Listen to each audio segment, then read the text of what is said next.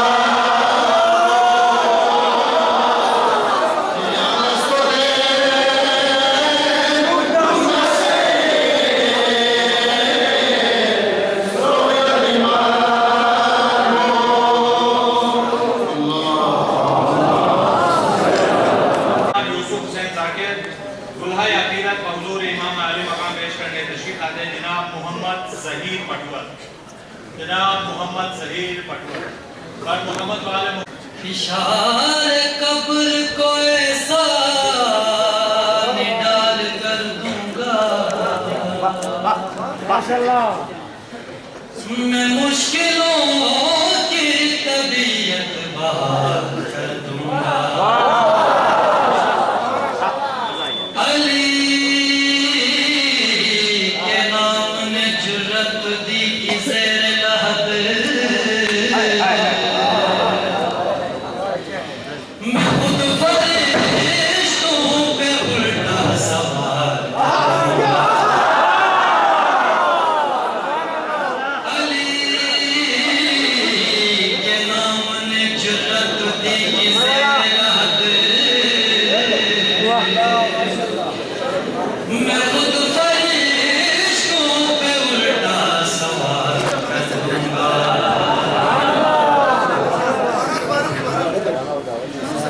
فشار قبر کو ایسا نڈال کر دوں گا میں مشکلوں کی طبیعت بحال کر دوں گا علی کے نام نے جرت دی کی زیر لحد میں خود فرشتوں پہ الٹا سوار کروں گا حرم کی گود میں اس طرح بوتراب آئے حرم کی گود میں حرم کی گود میں اس طرح بوتراب آئے نبی کے قلب پہ جیسے کہ الکتاب آئے حرم کی گود میں بہت ہی قابل غور شعر ہے کہ اٹھا لیا در خیبر کو جائے حیرت کیا اٹھا لیا در خیبر تو جائے حیرت کیا یہ حکم دیں تو ہتھیلی پہ آفتاب آئے یہ حکم دیں تو ہتھیلی پہ آفتاب آئے حرم کی گود میں اور میں اس ایمان کا قائل ہوں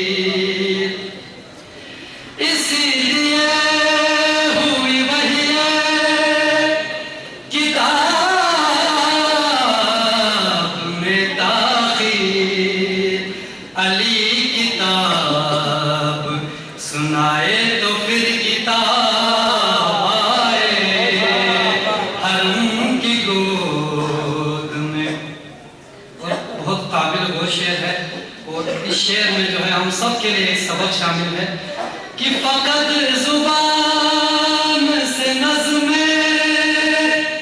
جہاں نہ بدلے گا، فقط زبان سے نظم جہاں نہ بدلے گا،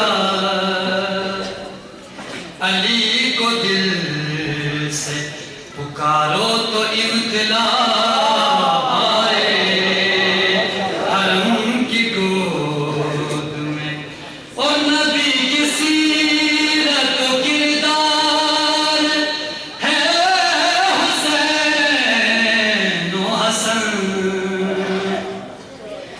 نبی کی سیرت و کردار ہے حسین و حسن، سوال ایک تھا دنیا کا دو جواب آئے حرم کی گود میں، اس طرح ابو تراب آئے حرم کی گود میں۔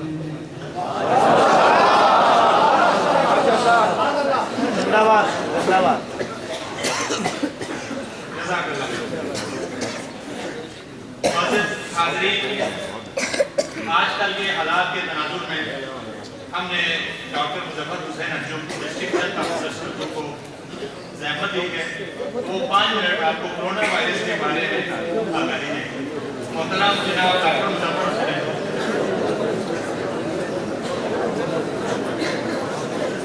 بسم اللہ الرحمن الرحیم۔ نفس نفس میں حوصلے، قدم قدم میں برتری، بس ایک دن جا رہا ہے کاروان زندگی، علی علی علی علی علی علی علی علی۔ میں مولائے کائنات کے یوم ولادت پر سب سے پہلے ان کے عظیم بابا محسن اسلام سیدنا ابو طالب علیہ السلام کو ہدیہ تہنیت پیش کرتا ہوں، پھر آپ سب کو ہدیہ تہنیت پیش کرتا ہوں۔ میرا خیال ہماری تاریخ میں حضرت ابو طالب پہ جتنی توجہ دینی چاہیے تھی وہ بہت کم توجہ دی گئی ہے، جو اسلام کے حقیقی محسن ہیں۔ موجودہ حالات کے تناظر میں اس عظیم اجتماع میں جلیت علماء کی موجودگی میں اسٹیج پہ حرم میں اس قابل بھی نہیں ہوگی میں اسٹیج پہ کھڑا ہوں، لیکن موجودہ حالات کے تناظر میں چند غلط فہمیاں اور چند احتیاطی تدابیر بنانے کے لیے اس سے زیادہ مناسب موقع بھی نہیں ہے، کیونکہ ہم حکیم آل محمد، جعفر آل محمد، صادق آل محمد کے علم کے وارث ہیں، جنہوں نے آج سے 1350 سال پہلے سب سے پہلے بیماریوں اور جراثیم کا ذکر کیا، جس تک انگریز ابھی صرف 100 سال پہلے پہنچے ہیں۔ امام جعفر صادق نے جسم کے اندر پلنے والے بیماریاں پھیلانے والے حیوانوں کا ذکر کیا ہے، جس کو تمام مستشرقین نے اور ہمارے علماء نے جس کا مطالعہ کیا اور ذکر کیا ہے۔ چنانچہ عصر حاضر کی اور بیماریوں کی طرح انفلوئنزا، نزلہ، زکام بھی ایک بیماری سے اصل بیماری پھیلانے والے جراثیم، وائرس، بیکٹیریا اور فنگائی کہلاتے ہیں، جن سے بہت سی بیماریاں ہوتی ہیں۔ آپ لوگ بہت سی چیزوں سے بخوبی آگاہ ہیں۔ اس گفتگو کا مقصد یہ ہے کہ غیر ضروری تحفظات، غیر ضروری خوف، جیسے کہ شیخ راہد صاحب نے فرمایا، غیر ضروری خوف و ہراس کسی چیز کی ضرورت نہیں، یہی میں بتانے کے لیے آیا ہوں۔ میں نے بھی کسی تمام علاج معالجے اور دوروں کے دوران کبھی ماسک نہیں پہنا، نہ خوفزدہ ہونے کی ضرورت ہے۔ الحمدللہ ہم بلتستان کو بالکل محفوظ تصور کرتے ہیں، اور یہ میری ذمہ داری ہے کہ اس کو محفوظ رکھنے کے لیے کوئی دقیقہ فروغ نہ کروں۔ شیخ صاحب کی 1-2 باتوں سے مختصر میں اختلاف کرتا ہوں کہ ظاہرین صرف کا چیک اپ نہیں ہوتا۔ سب سے پہلے ہمارے پاس بلتستان میں 6 ہمارے چین سے آئے ہوئے اسٹوڈنٹ تھے، جس میں ہمارے ایک شیخ صاحب کے عزیز بھی شامل ہیں۔ ان کو ہم نے گھروں میں رکھا اور ان کی اسکریننگ کی، خدا میں حالانکہ وہ کسی دوسرے شہر سے آئے تھے۔ اسی طرح دبئی، سعودی عرب، بے شمار ملکوں سے ہمارے جتنے لوگ یہاں تھے ان سب کا ڈیٹا اکٹھا کیا جاتا ہے، چونکہ کثرت جتنے 5-6 کیس پاکستان میں تشخیص ہوئے وہ ظاہرین میں ہوئے، اور جب گلگت میں بھی ایک خاتون ظاہر میں یہ بیماری ہوئی تو ہم چونکہ گلگت بلتستان کے لوگ ایک کلوز سوسائٹی سے تعلق رکھتے ہیں، ہمارا گلنا ملنا، رہواروں سے ملنا، گلنا ملنا اور مجلسیں منعقد کرنا بہت زیادہ ہے، اس لیے زیادہ امکان تھا کہ کہیں خدا نخواستہ یہ بیماری ہماری پبلک تک نہ پہنچ جائے.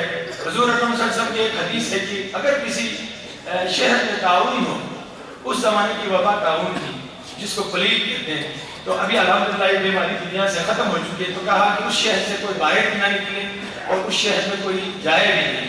یہ قرنطینہ جو ابھی ہم کوارنٹین میں مریض کو الگ رکھتے ہیں، اس کی ایک قدیم یہ نصیحت ہے کہ کس طرح اس بیماری کو روکا جا سکتا ہے. چنانچہ عقل مندی کا تقاضا تھا کہ ہم اپنے بھائی بہن بزرگ جو زیارت کر کے آ رہے ہیں، خدا نخواستہ کسی میں کوئی جراثیم پائے جائیں تو باقی تمام پبلک کو محفوظ رکھیں. شیخ صاحب کی بہت سی باتیں بہت خوبصورت اور پروزن ہیں. تقریباً ہر بیماری پہ توجہ دی جانی چاہیے، ملاوٹ پہ توجہ دی جانی چاہیے، اور اس میں کوئی قسم کی زیادتی یا بندی نہیں ہونی چاہیے.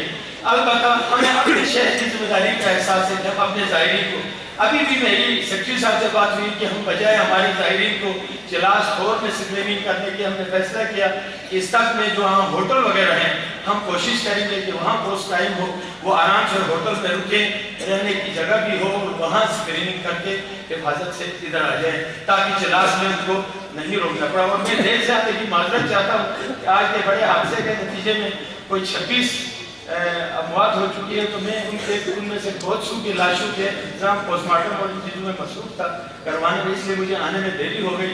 چنانچہ آپ کو کوئی خوفزدہ ہونے کی ضرورت نہیں ہے. اپنے ہاتھ کو، جیسے اسلام کہتا ہے کہ طہور شطر الایمان، صفائی یا پاکیزگی نصف ایمان ہے، ہاتھ دھونا اپنا معمول بنائیں صابن سے، جگہ جگہ تھوکنے، چھینکنے، کھانسنے سے پرہیز کریں.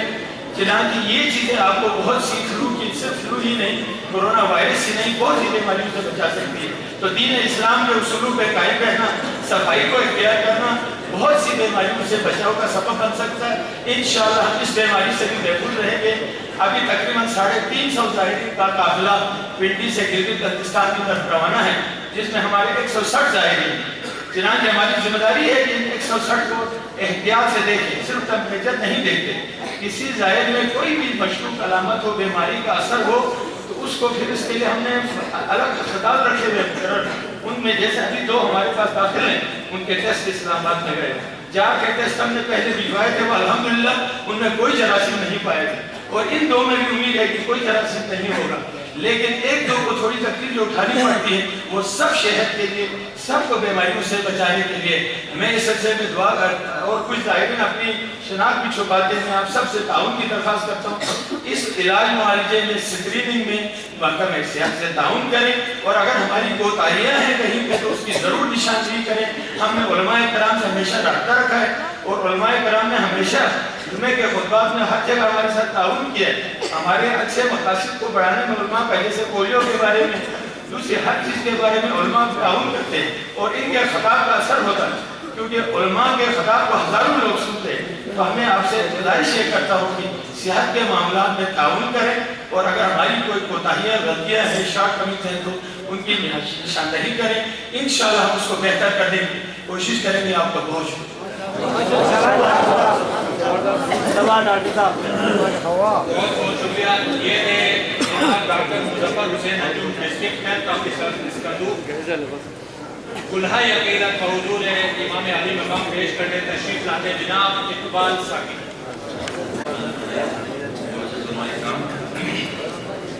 حاضرین محفل السلام علیکم. سب سے پہلے ناظم شبیر صاحب کلامینا بنچ سنو تھنچو جو حکومت دوئی بار بابا سے کلامی بنچ سنو انشاءاللہ. سب پہلے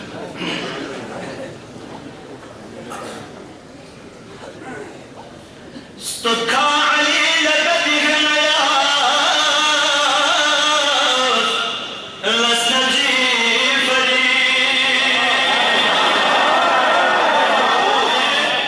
استدکا علی لبدی غنیا لسنا جیفری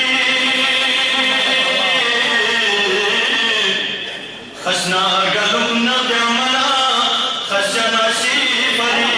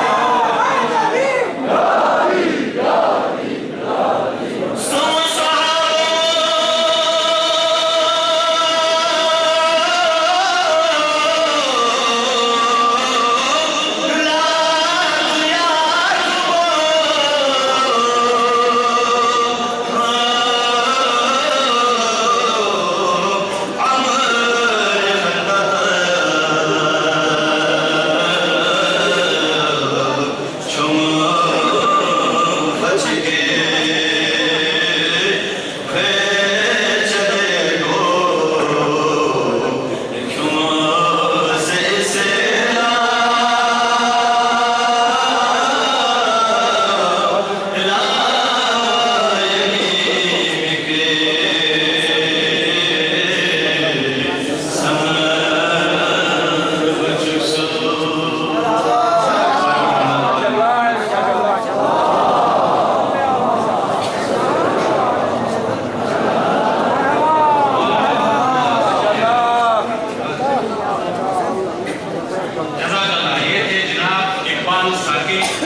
معزز حاضرین، مہمانان گرامی، اب میں صدر محفل ممتاز عالم دین حجت الاسلام نائب امام جمعہ محترم جناب شیخ جواد حافظی سے گزارش کرتا ہوں کہ خطبہ صدارت سے اس محفل کو رونق بخشیں۔ صدر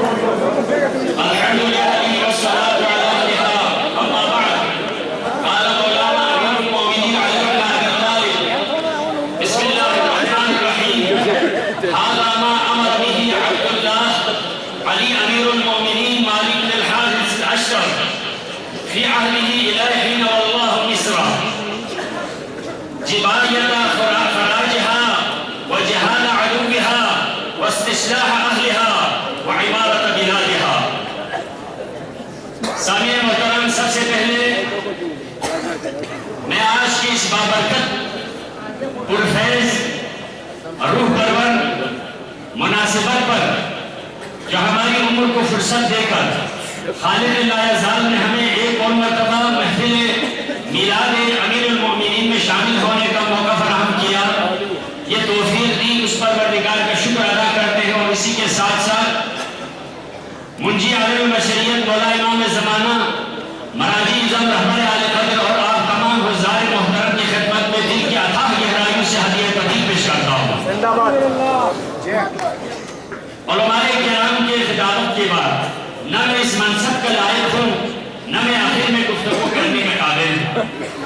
شاید میں اس داڑھی کی سفیدی کو دیکھ کر مجھے شاید انتظامیہ نے آخر میں رکھا ہوگا۔ مرحوم بادشاہ انصاری کا سر جو سو تعلیم میں بھی چونکہ نہ صدارتی کا کوئی ذرمہ ہوتا ہے وہ نہ مکرکن میں ناری ٹائم کا مزر بتایا ہوئے۔ لیکن میں کو سناؤں گا حکیم صاحب ساتھ ساتھ کھائی جو سو سنا خلخل کھائی جائے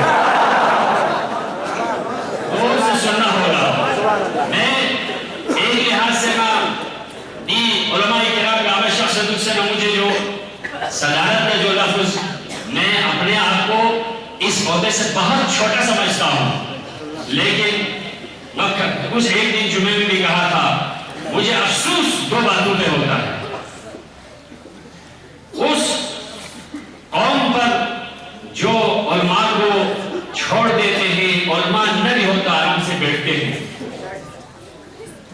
ایک ان لیڈروں پر جو عوام کو چھوڑتے ہیں،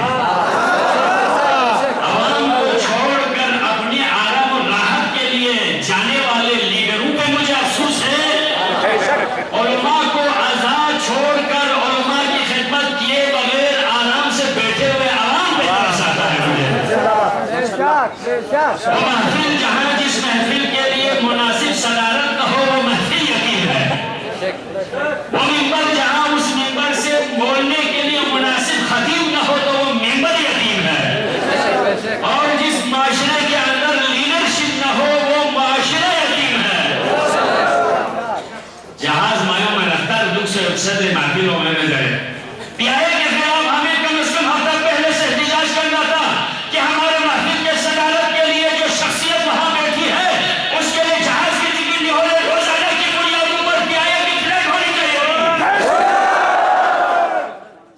یاد نہیں کیا خلقت میں تیرے کو ہوئی تھی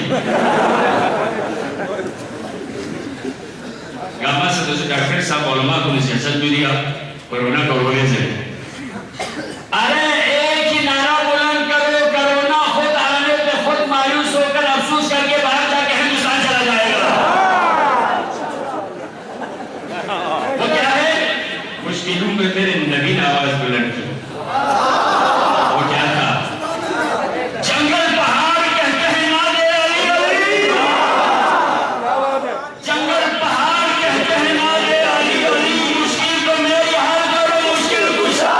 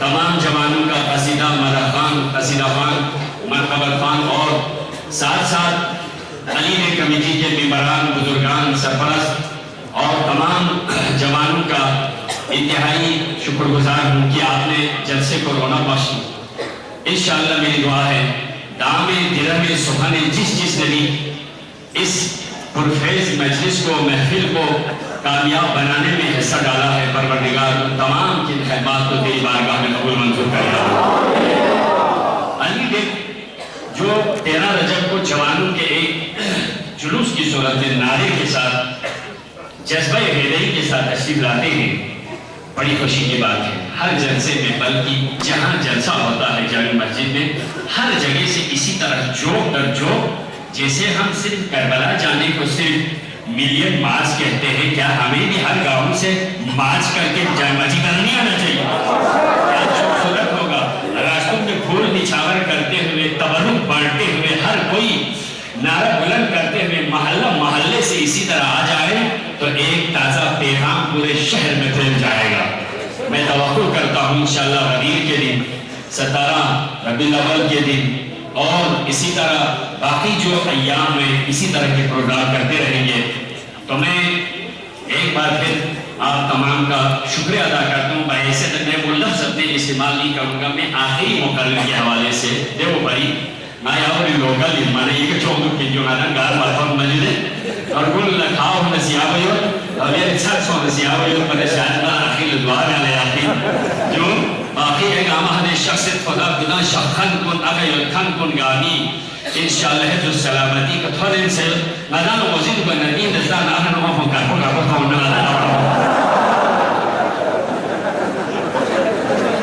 لیکن الحمدللہ یاوہ سے جمعہ جماعتی دکھ سے سنین کن سما سان سو سے اہل شخن کن صدا سے شخن انشاءاللہ لیکن ہم میرے کورونو کو سے لے درل خود سے انشاءاللہ دعا کریں کوئی اثر نہیں ہوگا جیسے ڈاکٹر صاحب نے ذکر کیا میں سیاستدان نہیں ہوں لیکن میرا موضوع سیاسی ہے اس موقع پر میں سب سے پہلے اس کی طرف جانے سے پہلے خل کر چیزیں رکھا دو یہاں چیزیں دیا پچھلے چند دنوں میں آزاد کشمیر کے وزیر اعظم نے جو بیان کیا ہے گلگت بلتستان کو آئینی صوبہ نہ بننے دیں گے نہ اس کو کشمیر سے الگ کرنے دیں گے میں یہاں سے اس اجتماع کے حوالے سے آج مولا علی علیہ السلام کے طرز حکومت کے حوالے سے مجھے موضوع دیا گیا پاکستان کے حکمرانوں کو اور جو برسر اقتدار اوپر والوں سے میں کہہ دوں گا جب تک آزاد کشمیر والوں کے گلگت بلتستان کے حوالے سے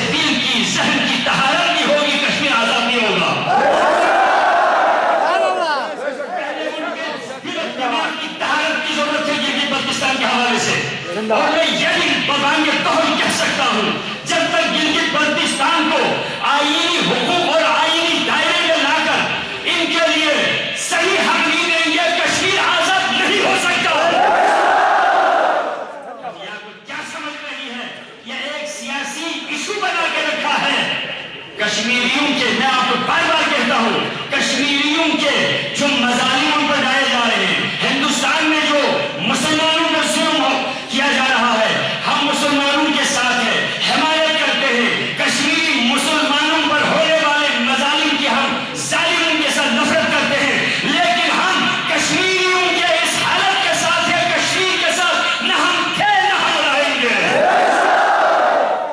ہاں جی، یہ ذمہ دار لوگوں کو سوچنا ہوگا اس سال کے اندر۔ کیوں؟ میں نے پہلے بھی کہا تھا، سیاسی منشور علی علیہ السلام کے خطبات سے میں آپ کے سامنے جو مجھے موضوع دیا گیا ہے، سنو جوانوں، سنیں، یہ ٹریکٹر کے نالے ریلیوں میں، موٹر سائیکل کے لینوں میں، ٹویٹر کھانوں پر بیٹھ کر سیاسی منشور نہیں دیا جا سکتا۔ قوم کے مزاج کو ٹریلرنگ کے ذریعے سے ہلایا نہیں جا سکتا۔ علمی بنیادوں پر، منطقی اصولوں پر، آئندہ سازی پر، ماضی کو سامنے رکھ کر لیڈرشپ کو چننے کی ضرورت ہے۔ موروثی سیاست، یہ بزرگان، اب آپ کو بہت سارے جو بزرگان ہیں ان کو پنسل کرنا پڑے گا، جوانی کو آگے آنا پڑے گا، بزرگوں کو ان کی سرپرستی کرنی ہوگی۔ یہ جوانتی ہمیں کچھ پیغام دے رہی ہے۔ حضور میں پھر ایسا ہوگا تو پھر آپ دیکھتے رہیں گے، ہاتھ ملتے رہیں گے، مستقبل میں آنے والی نئی نسل ہم پہ لعنت بیچتے رہیں گے۔ سوچنا ہوگا علی کیا فرماتے ہیں، منشور علی کیا ہے۔ مولا علی علیہ السلام کے اس خطبے کو تمام سیاسی آفیسز میں، تمام سیاسی لیڈرشپ کے پاس عہد نامہ مالک اشتر کو انگریزی میں، اردو میں پرنٹ کر کے ہر ایک کو سمجھانا ہوگا، ان کو لیکچر دینی ہوگی۔ مولا کیا فرماتے ہیں، ہاذا بسم اللہ الرحمن الرحیم، اور سے سنیں، خلخل باللہ، 4 باتیں خلخل۔ علی علیہ السلام کے جو شیرین سخن سے خلخل اور کیا ہو سکتے ہیں؟ امام الکلام، کلام الامام۔ ہذا ما امرہ، یہ جو حکم نامہ ہے عبداللہ علی امیر المومنین کی طرف سے، عبد خدا علی امیر المومنین کی طرف سے مالک بن الحارث الاشتر، مالک بن حارث اشتر کے نام کا فی عہدہ الیہ حین واللہ مصر، جب مولا علی علیہ السلام نے مالک اشتر کو مصر کا گورنر بنایا، اس وقت فرمایا ہم بے وارث نہیں ہیں۔ میں آپ کو کہہ سکتا ہوں، پیغمبر کی سیرت کے بعد قرآن کے اور شریعت کے بہت سارے احکام امیر المومنین علی بن ابی طالب کے ذریعے سے عملی ہو گئے تھے، اس کے بعد سے آج تک عملی نہیں ہوا۔ وہ علی فرماتے ہیں، اے مالک اشتر، حکومت کس لیے ہم نے کرنی ہے، سیاست ہم نے کس موضوع کے تحت کرنی ہے؟ جبایت خراجہا، سب سے پہلا ہے اکنومیکل، اقتصادی حوالے سے منشور دینا ہوگا۔ معاشی منشور سب سے اہم ہے، اس کے بغیر دولت خدیجہ کے بغیر ریاست مدینہ میں نہیں چلے گی۔ سب سے اہم ترین چیز مولا فرماتے ہیں اقتصادی اور معاشی پالیسی کا دینا ہوگا۔ یہ میرا خطبہ اس لیے ہے، وَجِهَادَ عَلُومِهَا، اسٹریٹجک پالیسی، عسکری قوت کو بڑھانے کی ایک جامع پالیسی کے ساتھ حکومت چل سکتی ہے۔ وَاسْتِصْلَاحِ أَهْلِهَا، فلاح مردم، لوگوں کی فلاح کے لیے کام کرنا ہوگا، عوامی کاموں کی دلچسپی ہوگی، حکومت میں پھر حکومت چلے گی۔ وَعِمَارَةَ بِلَادِهَا، ترقیاتی سکیم اور ترقیاتی کاموں کے ذریعے سے حکومت چل سکتی ہے۔ 4 اصول، اس کے لیے انہی کو سیاست کہتی ہے۔ ایک چھوٹے سے گھر میں بھی ہو سکتی، محلے کے اندر بھی ہو سکتی، گاؤں کے سطح پہ ہو سکتی، علاقائی سطح پہ ہو سکتی، ملکی سطح پہ ہو سکتی۔ ہر کوئی ہم کیسے یہ نہیں کہہ سکتے میرا سیاست سے کوئی تعلق نہیں۔ سیاست کہتے کسے ہے؟ آیت اللہ جعفری تقی جعفری جو نہج البلاغہ کے تہ میں جا کر گفتگو کرتے تھے، علامہ تقی جعفری فرماتے ہیں ہر کوئی یہ نہیں کہہ سکتا کہ میرے سیاست سے کوئی تعلق نہیں، ہر ایک کا سیاست سے تعلق ہے۔ کیوں؟ سیاست کی تعریف کیا ہے؟ انسان کی معقول زندگی کے بہترین اہداف و مقاصد تک پہنچانے کے انتظامات کرنے کو سیاست کہتے ہیں۔ یہ سیاست ہر ایک کی ہوتی ہے، تو اس میں ہر کوئی کیسے کر سکتے؟ پھر ہماری جمہوریت ہر ایک کا حصہ ہو سکتا۔ اب اس کے لیے مولا فرماتے ہیں دیکھو مالک، یہ 4 اصول ہے، ان کے لیے 3 طریقے ہیں، 3 طریقے ہیں، ان کے ساتھ کام کرو۔ پہلا طریقہ وَلْيَكُنْ أَحَبَّ الْأُمُورِ إِلَيْكَ وَسَطْهَا بِالْحَقِّ، کسی بھی لحاظ سے کام کی اجرائی میں سختی مت کرو، درمیانی رویہ اختیار کرو۔ سختی کرے گا تو تمہارے ہاتھ سے رسی ٹوٹ جائے گی، اتنا سخت نہیں کھینچنا، درمیانہ رویہ اختیار کرنا۔ دوسرا فرماتے ہیں وَأَعَمُّهَا فِي الْعَدْلِ، امور کا محور عدل و انصاف کو قرار دو۔ نمبر 3 آخری جو سب سے اہم ہے وَأَجْمَعُهَا لِرِضَى الرَّعِيَّةِ، عوامی خوشحالی کے لیے اقدام کرو۔ عوام جب تک خوشحال نہیں ہوں گے تمہاری سیاست و حکومت کے لیے دوام نہیں ہے۔ اب میں خلاصہ کر رہا ہوں، یہ 4 مولا نے اصول بیان فرمائے اور 4 مولا نے طریقہ کار بیان فرمائے، لیکن 12 دستور دیے ہیں سیاست دان کے لیے۔ 12 دستور میں ان کی طرف سے اشارہ کروں گا۔ پہلا ہے تقوی الہی ہو، اللہ سے ڈرو۔ کوئی اگر ہے من نسب نفسہ للناس اماما فلیبدأ بتعلیم نفسہ قبل تعلیم غیرہ، اپنے آپ کو تقوی الہی کے لیے اسلامی سوسائٹی کے اگر کوئی بھی نمائندہ بننا چاہتا ہے تو سب سے پہلے تقوی ہونا چاہیے۔ تقوی یعنی حرام سے ڈریں، حلال کام کریں، حق الناس کا خیال رکھیں، پہلا یہ۔ دوسرا اطاعت الہی میں ہو، سیاست کی بری چیز نہیں ہے، عبادت ہے۔ امور معاشرہ چلانا، انبیاء صرف نماز روزے کے لیے نہیں آئے تھے، ائمہ کا زمانے کے بادشاہوں کے ساتھ نماز روزہ حج کے مسائل میں جھگڑا نہیں تھا، اجتماعی امور کی ادائیگی میں حق و حقیقت کے انجام دہی میں ان کے ساتھ مخالفت ہوتی تھی۔ نمبر 3 جو کہتے ہیں اس میں سب سے پہلے عمل کرنا چاہیے خود۔ نمبر 4 ہمیشہ اپنے کاموں کے لیے اللہ سے مدد لینی چاہیے، لوگوں کے بھروسے میں نہیں، ایک مسلمان سوسائٹی کا، ایک مسلم مومن معاشرے کا لیڈر وہ ہونا چاہیے جو ہمیشہ ان تنصروا اللہ ینصرکم ویثبت اقدامکم، میں اللہ کی تائید اور مدد کے ساتھ، اس کے چند کام اللہ نے پہلے ہمیں کرنے کو کہا ہے، اس کے بعد اللہ بعد میں کرتا ہے، ان تنصروا اللہ ینصرکم۔ نمبر 6 اپنے جو بھی کرتے ہیں دنیا میں بین بیلنس نہ بنائیں، بلکہ اس کو آپ کے منصبی ذمہ داری سمجھ کر آپ کے لیے ذخیرہ آخرت سمجھ لیں۔ نمبر 6 آج لوگوں